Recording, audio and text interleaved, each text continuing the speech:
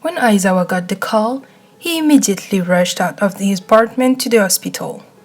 His head was racing as he texted Zashi to let him know that he was going to need a substitute for the day.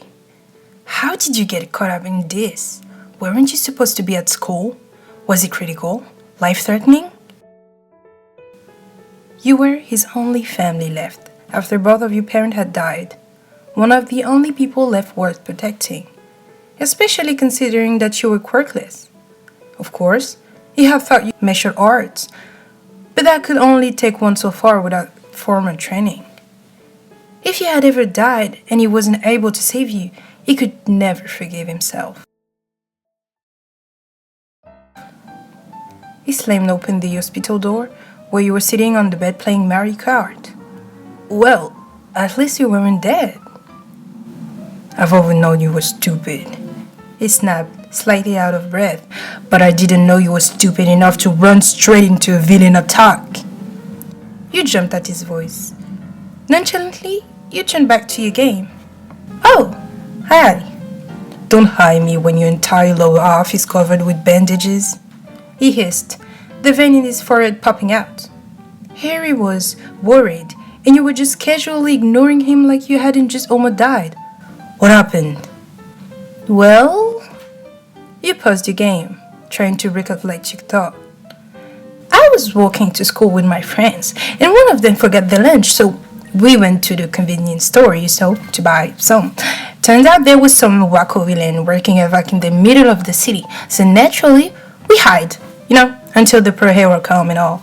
But there was the little boy crying for his mommy hiding in a box and a giant piece of metal flying toward him, so I run and like that and I push him away, No big deal. You sipped out of your juice box. You shouldn't have tried to save the boy if you weren't sure you were going to survive. He wavered. His little sister was hurt trying to save a kid. Why would he be angry about that? You wouldn't leave the kid either. He would die. You shot back, and you really couldn't argue with that logic. He sighed, rubbing the back of his neck, and sat down on the hospital chair next to you.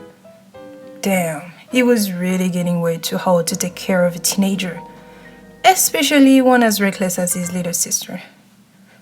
Besides, you mumbled, you're the most curious person I know. I just kind of want to be like you sometime. His eyes softened at that. If you want to be like me, you should do the part where I sleep, not the part where I break my bone, kid. He said, ruffling your hair. You scrolled. You should get some rest. It's been a long day. Whatever, old man, you huffed, rolling your eyes. As annoying as you were sometimes, it couldn't help but feel relieved that you were healing quickly and didn't seem fazed by the near-death experience.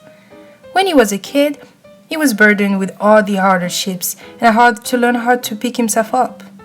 If this had happened to him when he was in high school, he didn't know if he would have snapped back from it.